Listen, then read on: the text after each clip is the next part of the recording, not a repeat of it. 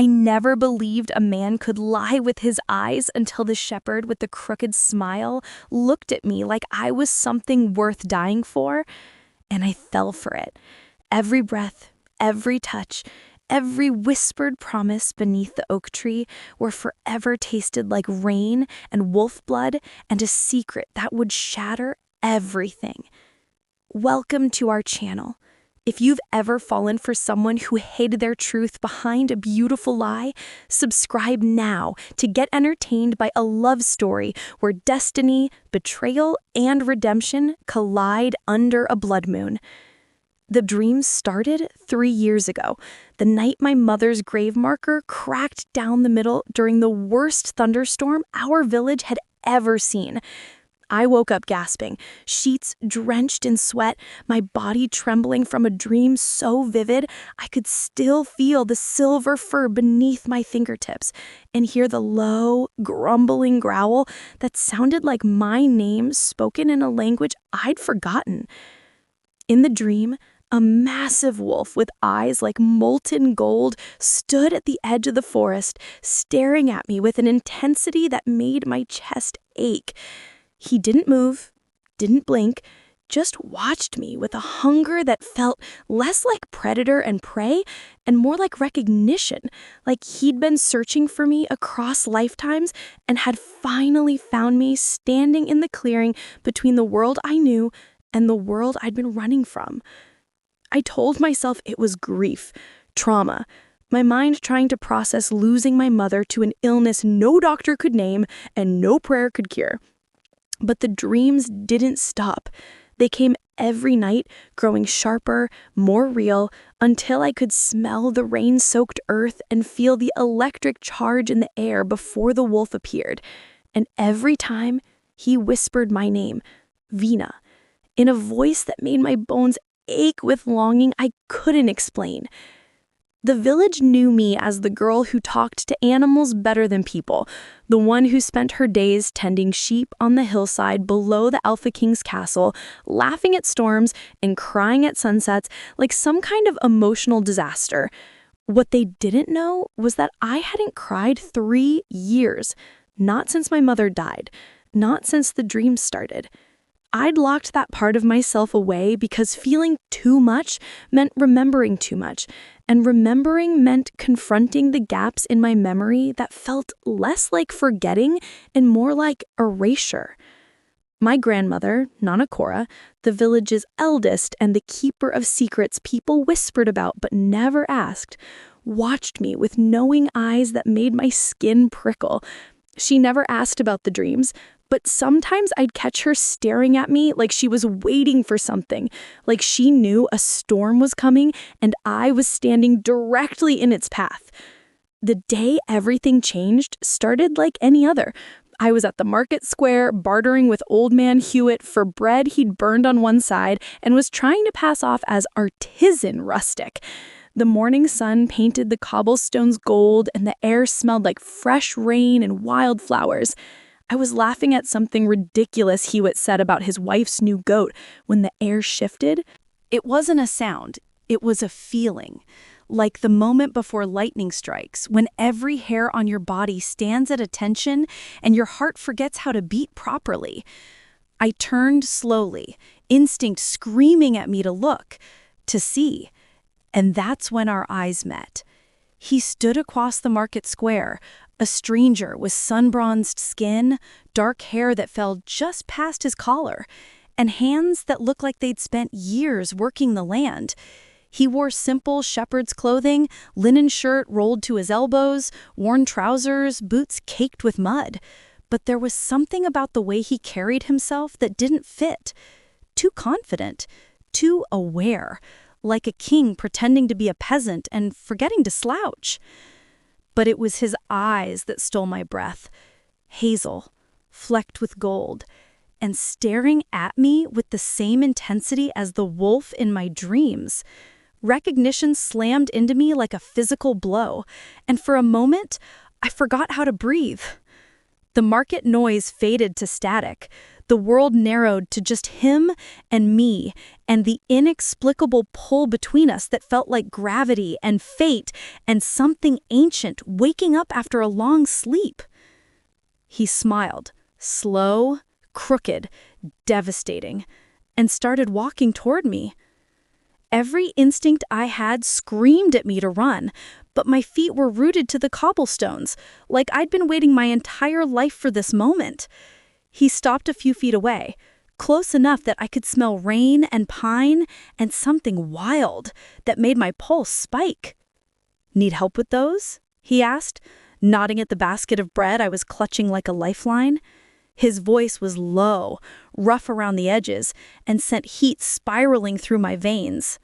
I should have said no, should have walked away. Instead, I heard myself say, "Who are you?" His smile widened. "Ash. Just Ash. New to the village. Thought I'd try my hand at shepherding." He paused, his gaze dropping to my lips before meeting my eyes again. "And you are?"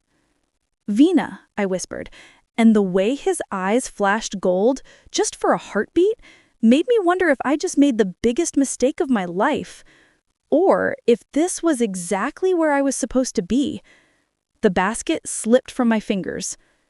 Ash caught it before it hit the ground, his reflexes too fast for a normal man. And when his hand brushed mine, electricity shot up my arm so intense I gasped. He froze, his pupils dilating, and for a split second, I saw something feral flash across his face, something hungry and possessive that should have terrified me, but instead made heat pool low in my belly. "Careful," he murmured, his voice rougher now, strained. He handed the basket back slowly, like he was fighting the urge to hold on. "Wouldn't want you to lose your breakfast." I snatched it back, my heart hammering so hard I was certain he could hear it. "I'm fine. I don't need help from strangers." "Then it's a good thing I'm planning to stop being a stranger." That crooked smile again, the one that made my knees weak. "I'm renting the old cottage by the northern pasture. Figured I'd introduce myself to the locals. Make friends." "We don't get many new shepherds," I said, trying to sound casual while my entire body felt like it was vibrating on a frequency only he could hear. "What brought you here?" His expression shifted, something raw and honest flickering in those gold-flecked eyes. "Looking for something I lost. Thought I might find it in a quiet place like this." The way he looked at me when he said it made me feel like I was what he'd been looking for, which was ridiculous because we just met and I didn't believe in love at first sight or fate or any of that romantic nonsense people wrote songs about. But standing there in the market square with the sun warming my shoulders and this stranger looking at me like I was the answer to a question he'd been asking his entire life, I felt something shift inside me, something that had been sleeping for a long time, starting to wake up. "Vena!" Old Man Hewitt's voice shattered the moment. "You gonna pay for that bread or just stand there flirting with the new boy?" My face burned. "I'm not flirting." "Yes, she is," Ash said smoothly, pulling coins from his pocket and handing them to Hewitt before I could protest. "And I'm enjoying every second of it. Keep the change." Hewitt cackled, and I wanted the earth to open up and swallow me whole. "I can pay for my own bread," I hissed at Ash as he steered me away from the stall with a hand on my lower back that sent shivers racing up my spine. "I know you can," he said easily, "but I wanted to. Call it a new neighbor gesture. Call it overstepping. Call it whatever you want, as long as you let me walk you home." I should have said no, should have put distance between us before whatever this was became something I couldn't control. Instead, I found myself nodding, and the smile he gave me was so bright it made my chest ache.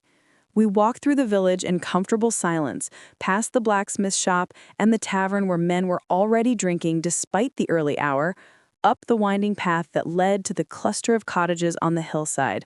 He didn't try to fill the quiet with meaningless chatter, which I appreciated more than he could know. Most people were uncomfortable with silence. Ash seemed to live in it the way I did, like it was a language we both spoke fluently. "You live alone?" he asked as we approached my cottage, the small stone structure with wildflowers growing wild in the garden and wind chimes my mother had made hanging from the porch. I'm with my grandmother. She's probably watching us right now through the window, sharpening her kitchen knives. I'm not joking. Nana Cora was overprotective to the point of paranoia, especially with men. Ash laughed, a rich, warm sound that made something in my chest loosen. Noted. I'll make a good impression. Why do you care about impressing my grandmother? He stopped walking, turning to face me fully, and the intensity in his gaze stole my breath. Because I have a feeling I'm going to be spending a lot of time with you, Vena, and I'd rather not get stabbed in my sleep. My pulse spiked, pretty confident for someone who just met me. Not confidence, certainty. He stepped closer, close enough that I had to tilt my head back to meet his eyes, close enough that I could feel the heat radiating off his body.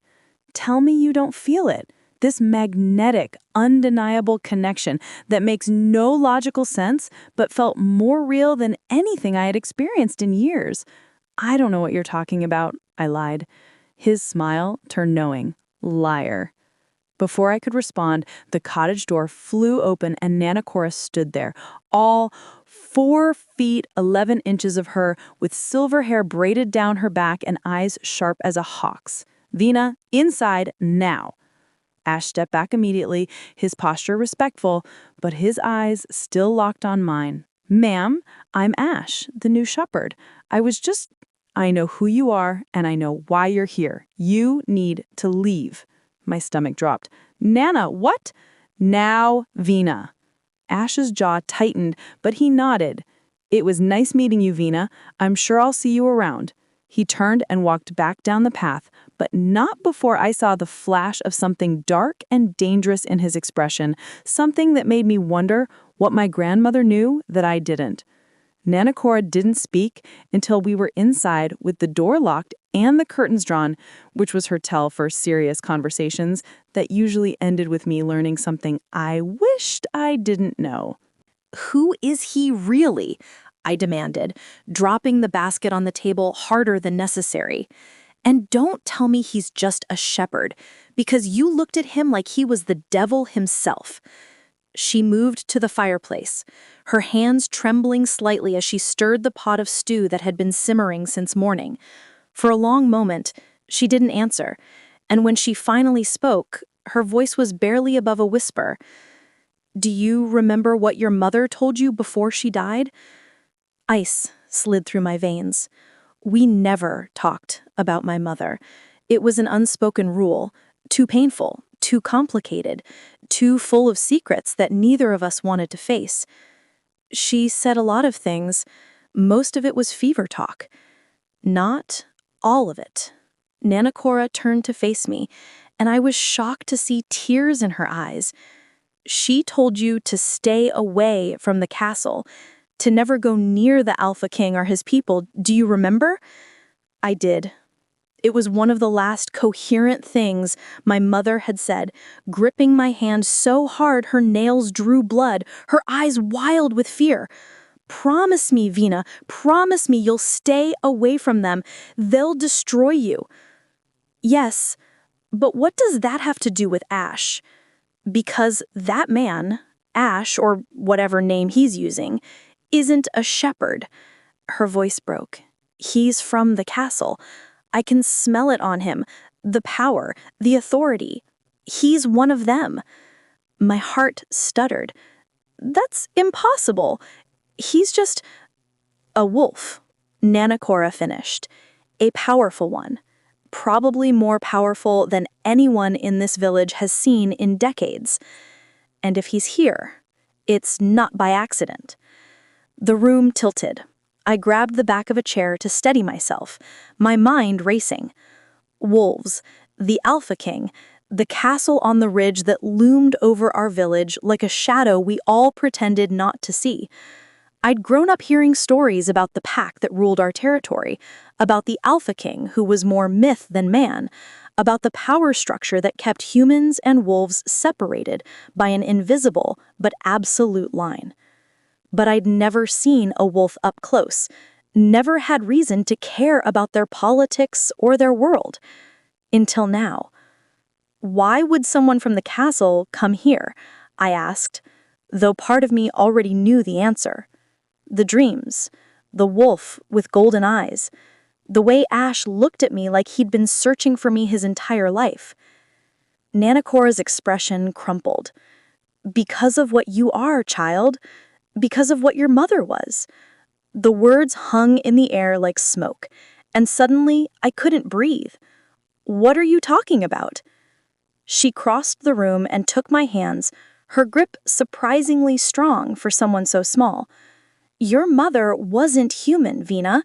She was a wolf, a rogue who fell in love with your human father and left the pack to be with him. When you were born, she suppressed your wolf to protect you, to keep you safe from the pack laws that would have demanded you be raised in the castle, trained as one of them. She died keeping that secret. The floor dropped out from under me. No, that's not... I would know. I would feel it. You did feel it, Nanakora said gently. The dreams, Vena. The wolf you've been seeing for 3 years. That's not just a dream. That's your mate calling to you.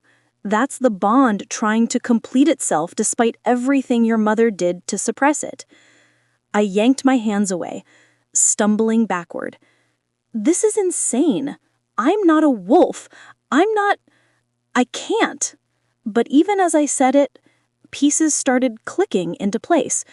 The way animals always listened to me, the strength I had that didn't match my slender frame, the way I could smell emotions on people, fear, anger, desire, and Ash, the way my body responded to him, the electric pull, the certainty in his eyes when he said he'd found what he was looking for. He's your mate, Nanakora whispered, and if he's come down from that castle, it means he knows, which means you're in more danger than you've ever been. I didn't sleep that night. I lay in bed staring at the ceiling, my grandmother's words echoing in my head like a curse I couldn't shake. You're a wolf. He's your mate. You're in danger. Every part of me wanted to reject it, to laugh it off as the paranoid ramblings of an old woman who'd spent too many years alone with her fears. But I couldn't ignore the truth burning in my chest, the way my body had recognized Ash before my mind could catch up, the way the dreams had intensified the moment he arrived, the way everything my mother had whispered on her deathbed suddenly made terrible, perfect sense. Stay away from them. They'll destroy you. But what if I didn't want to stay away? What if every cell in my body was screaming at me to run toward him instead of away? Just before dawn, I gave up on sleep and slipped out of the cottage, careful not to wake Nanakora. The air was cool and damp, the sky painted in shades of purple and gold, and I walked without thinking, my fate carrying me up the hillside to the northern pasture where Ash had said he was staying. I told myself I just needed answers, needed to confront him, to hear him admit what he was so I could decide what to do next. But when I reached the old stone cottage and saw him standing outside chopping wood, shirtless in the pre-dawn light with muscles flexing under golden skin and sweat gleaming on his shoulders, I knew I was lying to myself. I wasn't here for answers. I was here because staying away from him felt like trying not to breathe. He saw me before I could second-guess myself, and the axe stilled mid-swing. For a heartbeat, we just stared at each other across the dewy grass, and then he set the axe down carefully and walked toward me with the deliberate slowness of a predator approaching prey. Couldn't stay away? His voice was rough, sleep thick, and it did things to my insides that should have been illegal. My grandmother told me what you are. I lifted my chin, refusing to back down, even though every instinct screamed at me to run. She told me you're from the castle, that you're a wolf, that you came here for me. He stopped a foot away, close enough that I could see the gold flecks in his eyes brighten, could smell pine and rain and something wild that made my mouth water. And what do you think, Verana? Do you believe her? I think you've been lying to me since the moment we met. I never lied. He stepped closer, and I held my ground even though my heart was trying to break through my ribs. I just didn't tell you everything. There's a difference. Not to me, there isn't. His jaw tightened, frustration flickering across his face. If I walked up to you in the market square and said, "Hi, I'm the Alpha King, you're my fated mate, and I've been searching for you for years," would you have believed me, or would you have run? The world stopped spinning. You're the Alpha King? Yes. No hesitation, no apology, just raw, unfiltered truth that hit me like a physical blow. I took a step back, then another, my mind reeling. The Alpha King, the most powerful wolf in the territory, the man who ruled from the castle on the ridge with absolute authority and a reputation for being ruthless, calculating, and utterly untouchable. And he was standing in front of me, shirtless and sweaty, looking at me like I was oxygen and he'd been drowning. "This is insane," I whispered. "You can't just... You're supposed to be... Why would you..." Because the elders were parading noble women in front of me like livestock at an auction, and none of them were you. His voice turned fierce, desperate. "Because I've been dreaming about you for 3 years, Vena. Because the moon told me my mate was in this village, and I couldn't find you from behind castle walls and political games, so I left. I walked away from my throne, put on shepherd's clothes, and came down here to find you on equal ground. To let you choose me as a man before you knew what I was." Tears burned my eyes. "That's not fair. You don't get to make me fall for you and then tell me you're a king. You don't get to..." "Fall for me?" He closed the distance between us in 2 strides, his hands cupping my face with a gentleness that contradicted the desperation in his eyes. "Say that again." "I hate you," I choked out, even as I leaned into his touch like a flower turning toward the sun. "Liar." His thumb brushed my cheekbone, wiping away a tear I hadn't realized had fallen. "You feel it, don't you? This bond between us. It's been there since before we met, Vena. You've been calling to me in your dreams, and I've been answering. We've been finding each other across the distance for years." "I'm not a wolf," I insisted, but my voice wavered. "I can't be your mate. I'm nobody." "You're everything." He pressed his forehead against mine, and the contact sent warmth flooding through my veins like liquid gold. "If I'm your mate, why can't I feel the bond the way you do?" Pain flickered in his eyes. "Because your wolf is dormant, buried so deep it'll take something powerful to wake her up. But she's there, Vena. I swear to you, she's there. What could wake her up?" His gaze dropped to my lips, and the hunger in his expression made heat pull low in my belly. "The mating mark.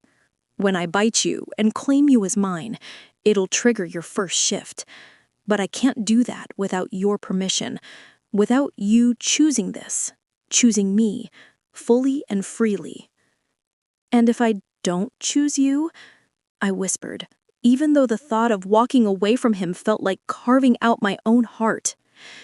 His hands tightened on my face, just for a second, and then he stepped back, putting distance between us that felt like a chasm. "Then I'll go back to the castle and spend the rest of my life knowing I found my mate and lost her. But I won't force this on you, Vena. I won't take away your choice."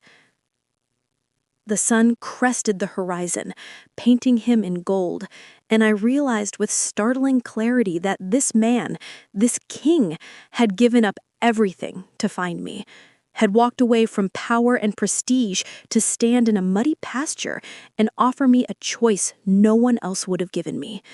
And I realized something else. I'd already made my decision the moment our eyes met in the market square. "I need time," I said, because I wasn't ready to admit how far I'd already fallen. "Take all the time you need. I'm not going anywhere." The next 2 weeks were the sweetest torture I ever experienced. Ash kept his word. Didn't push, didn't demand, didn't even mention the mate bond or his true identity. He just showed up. Every morning at the pasture where I tended sheep, carrying coffee he'd somehow learned I liked black with honey. Every afternoon at the market, appearing at my elbow to carry my baskets and make me laugh with stories that felt too polished for a shepherd, but too genuine for a liar. Every evening at sunset, when he'd find me sitting on the hillside watching the sky turn colors that didn't have names, and he'd sit beside me in comfortable silence until the stars came out and Nana Cora's voice called me home. He courted me the old-fashioned way, with patience and persistence, and small gestures that made my heart stutter. Wildflowers left on my doorstep, a blanket that appeared on my favorite sitting rock when the mornings turned cold, his jacket draped over my shoulders when I shivered, still warm from his body and smelling like pine and safety. And the touching. God, the touching. Nothing inappropriate, nothing that crossed lines I hadn't given him permission to cross, but enough to drive me slowly insane. His hand on my lower back guiding me through crowds, his fingers brushing mine when he handed me things. The way he'd tuck my hair behind my ear when the wind blew it across my face, his touch lingering just long enough to make my breath catch. The village noticed. Of course they noticed. Mrs. Chen at the bakery started giving me knowing looks and extra pastries for your young man.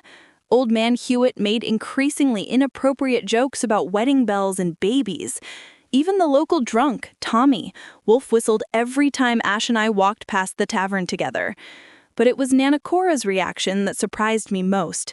After that first disastrous meeting, I'd expected her to forbid me from seeing him, to lock me in the cottage and throw away the key. Instead, she watched us with eyes that held more sadness than anger. And one night over dinner, she said quietly, "Your mother loved your father the same way you're falling for that boy. With everything she had, consequences be damned." "I'm not falling for him," I lied. She reached across the table and squeezed my hand. "Yes, you are, and I can't stop you any more than I could stop your mother. Just promise me you'll be careful. The mate bond is powerful, Vena, but it doesn't protect you from the politics of his world. If the pack finds out what you are, what he's done by coming here, there will be consequences neither of you can predict." Her words haunted me, but not enough to make me stay away. Because the truth was, I was falling. Hard and fast and completely. Every conversation revealed layers I hadn't expected. His dry humor, his sharp intelligence, the way he listened to me ramble about sheep and weather patterns like I was reciting poetry, the loneliness he'd tried to hide behind confident smiles, the weight of a crown he'd never asked for but wore anyway because duty demanded it, and the way he looked at me, like I was sunrise after the longest night, like I was home after years of wandering, like I was the answer to every question that had ever mattered. It was the night of the Harvest Moon Festival that everything changed. The entire village gathered in the square, bonfires burning high, music spilling from the tavern, and tables groaning under the weight of food and drink. I wore the dress Nana Cora had made me, simple white linen that hugged my curves and fell to my ankles, with wildflowers woven through my braided hair. When Ash saw me, he froze, mid-conversation with Tommy, his eyes going wide and then darkening to something molten and hungry that made my entire body flush with heat. He crossed the square like a man possessed, ignoring everyone trying to stop him for conversation, until he stood in front of me, breathing hard and staring like he'd forgotten how words worked. "Dance with me," he finally said, his voice rough. If you believe in choosing love over fear, hit subscribe. because this story is about to get intense. Comment, choose love if you think Vena should take the leap. I took his offered hand and he pulled me into the crowd of dancing couples with a possessiveness that made my heart race. His arm wrapped around my waist, pulling me close enough that I could feel every hard plane of his body against mine. And when we started moving to the music, the rest of the world disappeared. "You're beautiful," he murmured against my ear, his breath hot on my neck. "So damn beautiful, it hurts to look at you." "Ash, I know I said I'd give you time, and I will, but I need you to know something, Vena." He pulled back just enough to meet my eyes, and the raw emotion in his gaze stole my breath. "I'm in love with you. Completely, irrevocably in love with you. Whether you choose me or not, whether your wolf wakes up or stays dormant forever, that won't change. You own me, sweetheart, every broken piece." Tears blurred my vision. "You can't say things like that." "Why not? It's the truth." "Because it makes it impossible to walk away." His smile was devastating. "Good. I don't want you to walk away. I want you to run toward me and never look back." The music swelled and he spun me, and when I came back to him, I made my decision. "Kiss me," I whispered. His eyes flashed gold. "Vena, I just need..." He didn't make me finish. He pulled me from the dancing crowd, dragging me towards the tree line as my heart hammered and my body sang with anticipation. The moment we were hidden by the oak trees at the forest's edge, he pressed me against rough bark and kissed me like a man dying of thirst, finally finding water. His lips were demanding, desperate, and I opened for him immediately, tasting hunger and need and 3 years of longing condensed into one perfect, searing moment. His hands tangled in my hair, tilted my head back, and he deepened the kiss until I was drowning in him, in his taste, his scent, the way his body pinned mine to the tree like he was afraid I'd disappear if he let go. When we finally broke apart, both gasping, his eyes were glowing gold, and his canines had elongated into fangs that should have terrified me, but instead made heat coil tight and needy low in my belly.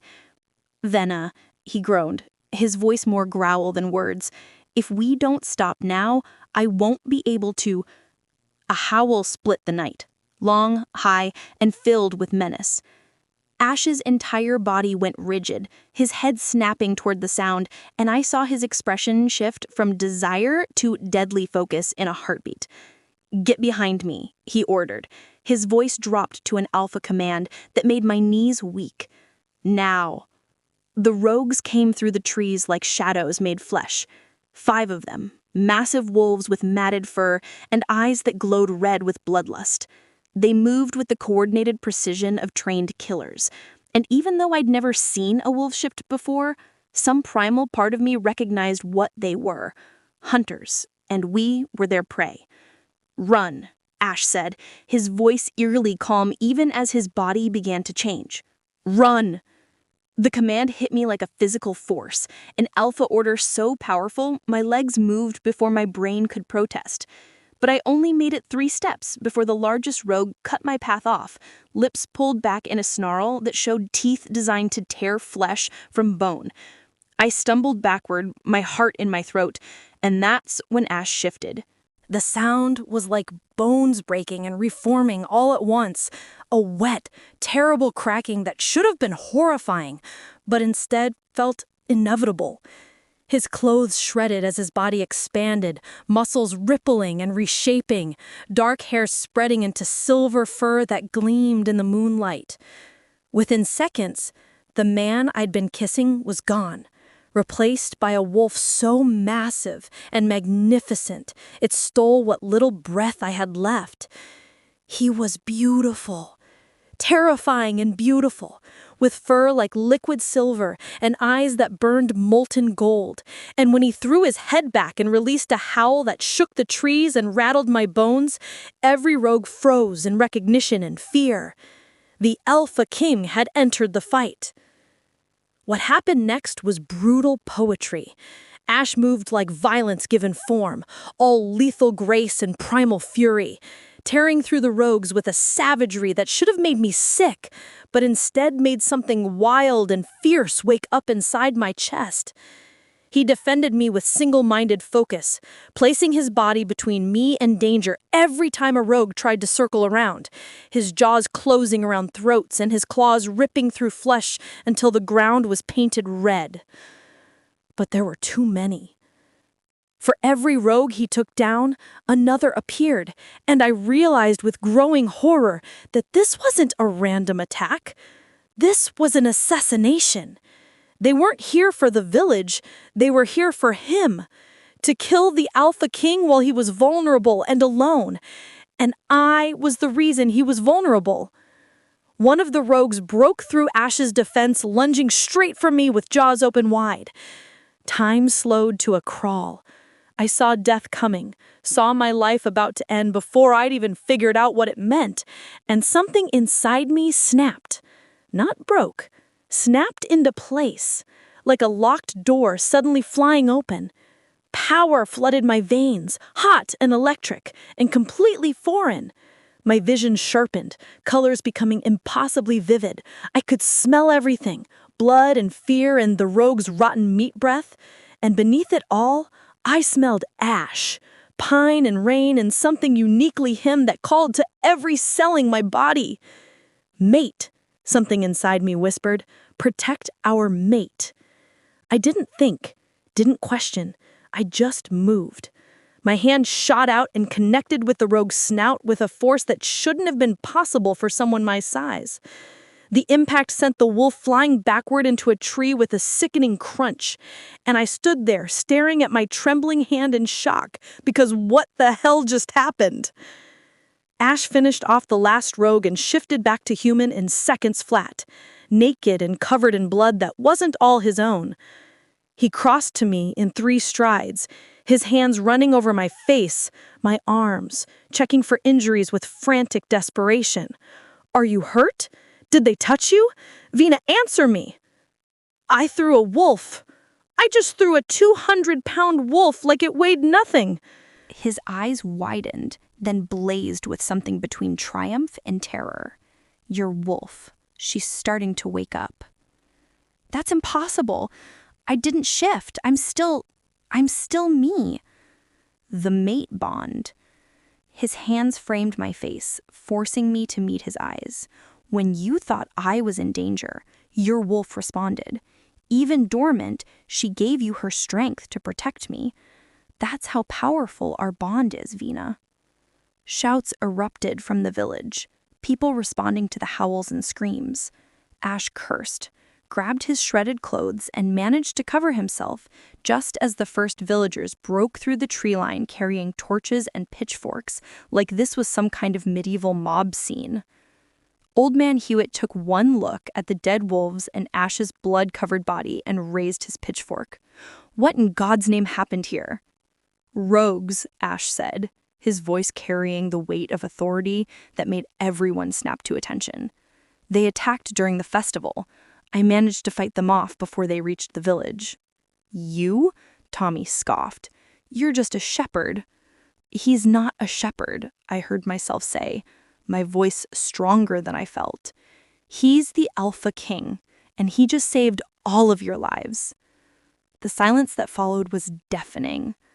Ash's eyes met mine across the distance, and I saw pride and fear and love so intense it made my chest ache. Then Mrs. Chen dropped to one knee, her head bowed. "Your Majesty." One by one, the villagers followed suit, until everyone was kneeling except me and Ash, and the weight of what I'd just done, what I'd just revealed, crashed over me like a tidal wave. I just changed everything. For him. For me. For us. And there was no going back. The walk back to my cottage was silent, except for the whispers that followed us like ghosts. Ash had borrowed clothes from Tommy, too small in the shoulders, too short in the legs.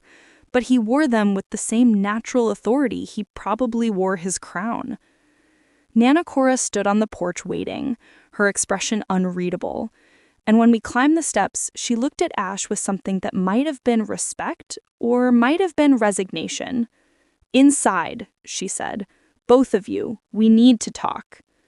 The cottage felt too small with Ash in it, his presence filling every corner like smoke. He sat at the table, and I stood by the window with my arms wrapped around myself, trying to process everything that had happened in the span of an hour. The kiss, the attack, the impossible strength that had flooded my body, the way I'd thrown a wolf like it was nothing, the way I'd chosen to reveal his identity to protect him. "They were sent to kill you," Nana Cora said. Not a question, but a statement, as she poured tea with hands that trembled slightly. "Someone at the castle wants you dead." Ash's jaw tightened.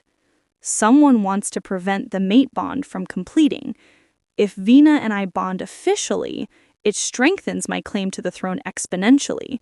Whoever's behind this knows that and is trying to eliminate the threat before it becomes insurmountable." "Who would want you dead?" I asked, finally finding my voice. "Take your pick. The elders who think I'm too young and reckless, the nobles who want their daughters wearing a crown, the rival packs who've been waiting for a weakness they can exploit." He dragged a hand through his hair, frustration radiating off him in waves.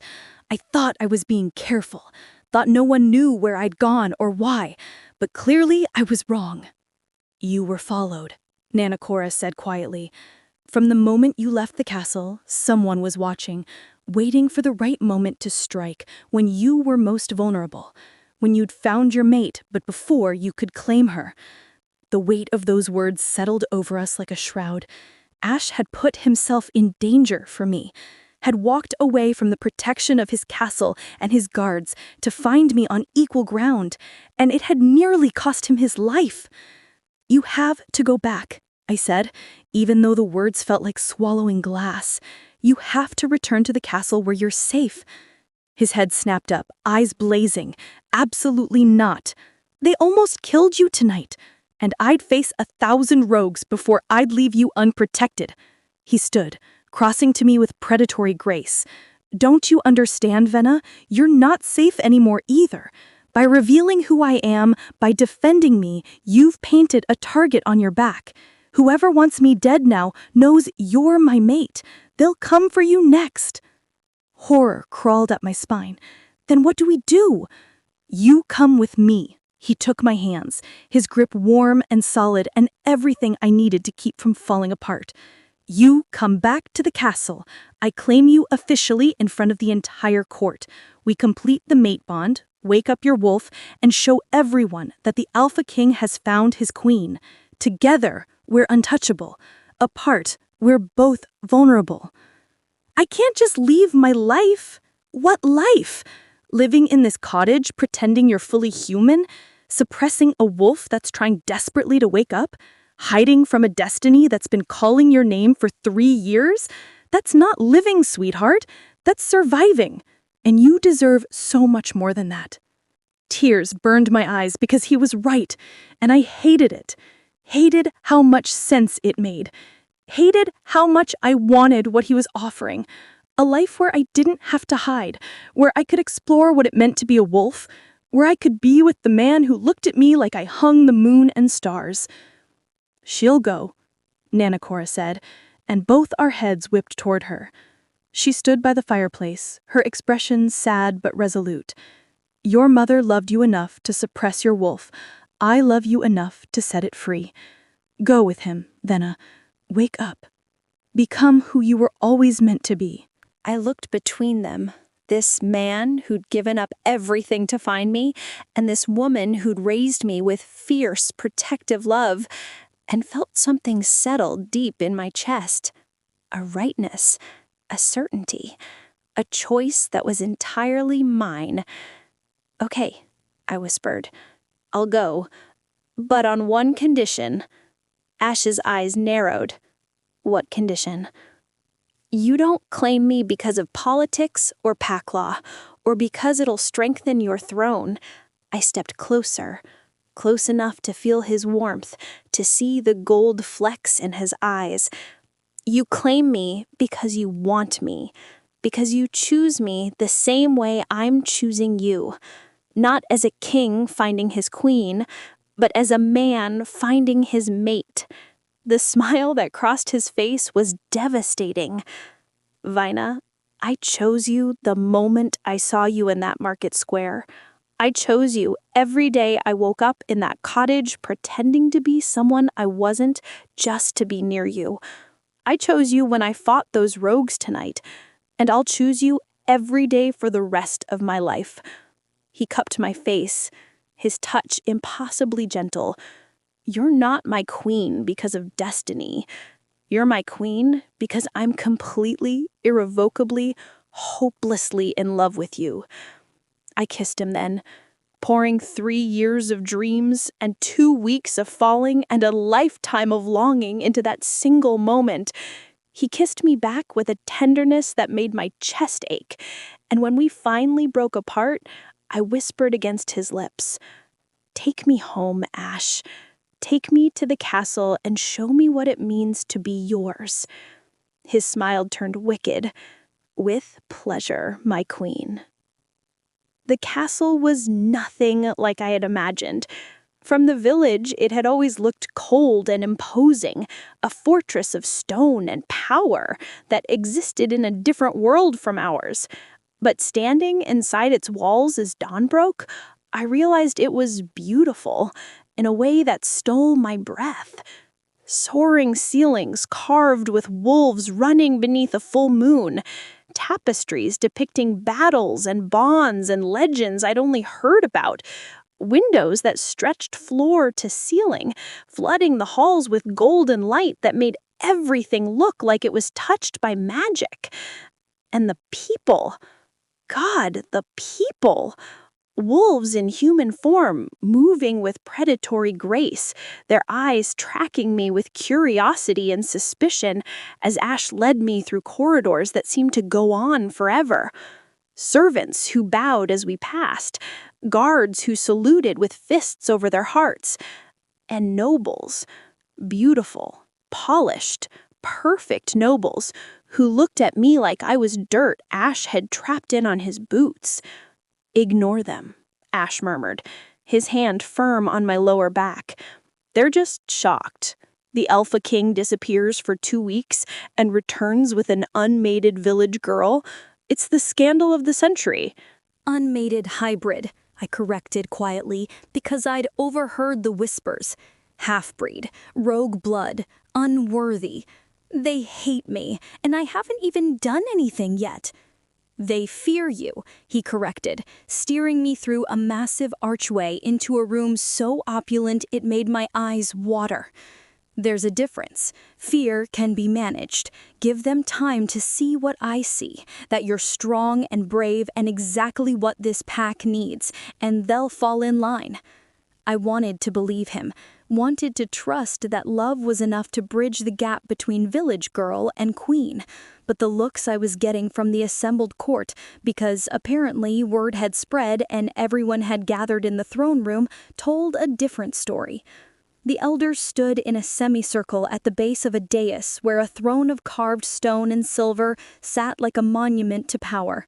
5 of them, all ancient and severe, with eyes that assessed me like I was livestock at auction.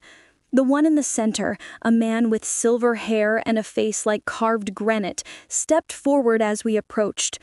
"Your Majesty," he said, his voice dripping with false courtesy, "how kind of you to finally return. We were beginning to worry."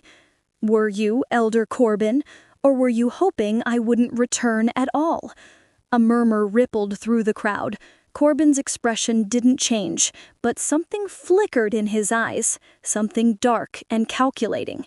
"I'm sure I don't understand what you're implying. Don't you?" Ash pulled me forward, his arm around my waist, claiming me in front of everyone. Interesting coincidence that rogues attacked the exact village where I was staying on the exact night I was most vulnerable. Almost like someone told me where to find me. The throne room went silent.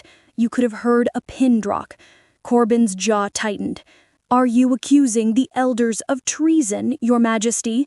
I'm accusing someone of treason. Whether that's you or another viper hiding in my court remains to be seen. But understand this. Anyone who threatens my mate threatens me, and I don't respond well to threats. Your mate, another elder stepped forward, a woman with white hair and shrewd eyes. This girl is your fated mate. Her name is Vena, and yes, she's my mate. The moon chose her for me, and I'm claiming her today in front of all of you. Does anyone have an objection? The silence stretched. Then Corbin laughed, a harsh, bitter sound. You can't be serious. She's a hybrid, an unmated, untrained hybrid with rogue blood and no pack lineage. The law clearly states. The law states that the Alpha King's mate becomes queen, regardless of her bloodline. Or did you forget that particular statute when you were scheming to kill me? Corbin's face turned purple. How dare you? Prove me wrong. Ash's voice turned deadly quiet. Look me in the eye and tell me you had nothing to do with the attack. Use your alpha authority and swear on your life you didn't send those rogues. Corbin opened his mouth, closed it, opened it again, and said nothing. The crowd erupted. Shouts of outrage and disbelief echoed off the walls, nobles arguing amongst themselves, while guards shifted nervously, and the other elders backed away from Corbin like he was diseased. I stood frozen in the center of the chaos, trying to process what was happening. Ash had just publicly accused an elder of treason, had just forced a confession through silence, had just dismantled decades of political power in under 5 minutes. For me. He'd done it for me. Seize him, Ash commanded, and guards swarmed Corbin before the old man could react. He struggled, snarling something about injustice and false accusations, but Ash just watched with cold eyes until Corbin was dragged from the throne room. Then he turned to the remaining elders. Anyone else want to object to my choice of mate? They all shook their heads rapidly. Smart people. Ash pulled me up the dais steps and positioned me in front of his throne, facing the court, his body a solid wall of heat and power behind me. His hands rested on my shoulders, and when he spoke, his voice carried to every corner of the room. This is Vena. She's brave and compassionate and stronger than she knows. She defended me when I was vulnerable, revealed my identity to save my life, and chose to come here knowing she'd face judgment and prejudice from people who don't deserve to breathe the same air as her. His hands tightened on my shoulders. She's my mate, my queen, and if anyone in this room has a problem with that, you can challenge me now, and I'll be happy to remind you why I'm alpha. No one moved. No one spoke. And slowly, one by one, they began to kneel, first the guards, then the servants, then the nobles, until the entire throne room was on their knees except for me and Ash. All hail Queen Vena, someone called out. All hail the Queen, the crowd echoed, and the sound washed over me like a wave I hadn't prepared for. Ash turned me to face him, his eyes blazing with pride and love and possession. Still want to do this? I looked at the court kneeling before us, looked at the throne that would be mine, looked at the man who'd fought an entire political system to stand beside me, and I smiled. Claim me. Make me yours. His grin was feral. With pleasure. Ash led me from the throne room through a side door, past guards who quickly averted their eyes, and up a spiraling staircase that seemed to climb forever.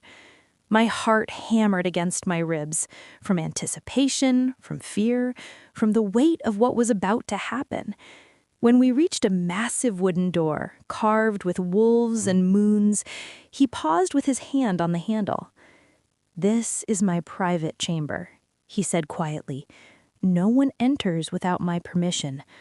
Once we're inside, once I claim you and complete the bond, there's no going back. Your wolf will wake up. You'll shift for the first time. It's going to be painful and terrifying and the most incredible experience of your life." His thumb brushed my cheek. "Are you absolutely certain this is what you want?" I'd never been more certain of anything. "Yes." He opened the door. The room was stunning. All dark wood and soft furs, a massive bed that could fit 5 people, and windows overlooking the village far below. But I barely registered any of it because Ash was kissing me, backing me toward the bed with a hunger that made my knees weak. "I've waited 3 years for this," he growled against my lips. "Dreamed about you every night. Imagined what it would feel like to finally make you mine." "Then stop imagining," I breathed, and he groaned, his control snapping like a frayed rope. What followed was a blur of desperate touches and whispered promises. He removed my dress with reverent hands, worshiping every inch of exposed skin with his mouth until I was trembling and begging and completely undone. When he finally positioned himself above me, his eyes glowing gold and his canines fully extended, he paused. "I love you," he said, his voice rough with emotion. "More than power, more than my crown, more than my own life." "I love you too," I whispered, and it was the truest thing I'd ever said. He claimed me then, body and soul, and when his teeth sank into the curve of my neck where it met my shoulder, pain and pleasure exploded through me in equal measure. The mate mark, the bond, the connection I'd been searching for my entire life without knowing it, finally clicking into place. And then the power came. It started as warmth in my chest and spread like wildfire through my veins, hot and electric and utterly overwhelming. My back arched off the bed, my vision went white. And somewhere deep inside, something that had been sleeping for 27 years finally opened its eyes. "Hello," a voice whispered in my mind. Not my voice. Older. Wilder. "I've been waiting for you." My wolf! She was awake! "Ash," I gasped, fear spiking through me. "Something's happening. I can't—" "I've got you," he murmured, holding me tight even as my body began to change. "Let it happen, sweetheart. Don't fight it. Let your wolf come forward."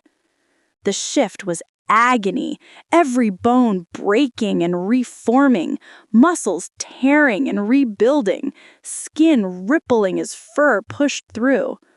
I screamed, and it came out as a howl that shook the windows.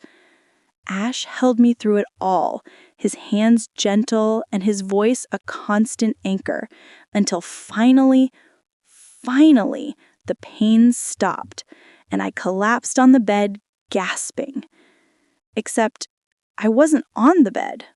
I was standing on 4 legs with silver fur and a tail and paws that looked nothing like my hands, but somehow felt exactly right. I'd shifted. I was a wolf. Ash shifted beside me, that terrible, beautiful transformation happening in seconds, and his massive silver wolf pressed against my smaller frame, nuzzling my neck where he had marked me. Pride and love and fierce possessiveness flooded through the bond we now shared, emotions so intense they brought tears to my wolf's eyes. "Beautiful," his voice echoed in my mind through the mate bond. "You're absolutely beautiful." "I'm a wolf," I thought back, still trying to process. "I'm actually a wolf." "You always were. You just needed to remember." We shifted back to human eventually, both exhausted and tangled in furs and each other. Ash pulled me against his chest, his heartbeat steady beneath my ear, and pressed a kiss to my marked neck. "How do you feel?" he asked softly. "Complete," I admitted, like a piece I didn't know was missing finally slotted into place. I tilted my head back to meet his eyes. Thank you for finding me, for waiting, for choosing me. Always, he promised. In every lifetime, in every version of this story, I'll always choose you. We lay there as the sun climbed higher, wrapped in each other and the bond that would tie us together for the rest of our lives. And for the first time since my mother died, I felt like I was exactly where I was supposed to be. Home. Not the cottage in the village, not the castle with its politics and power. Home was wherever this man was. And together, we howled at the daylight, a song of love that transcended thrones, lies, and destiny itself, promising the entire kingdom that the Alpha King had found his queen and nothing would ever tear us apart. Thank you for staying with us through this incredible journey of love, destiny, and transformation. If Vena and Asher's story touched your heart, made you believe in fated love, or had you on the edge of your seat, we'd love to hear from you. Drop a comment below telling us your favorite moment from the story. Was it the first kiss under the oak tree, the epic battle with the rogues, or the moment Vena finally shifted into her wolf form? Don't forget to subscribe and hit that notification bell so you never miss another epic werewolf romance story. We're bringing you more tales of alpha kings, fated mates, secret identities, and love that conquers all.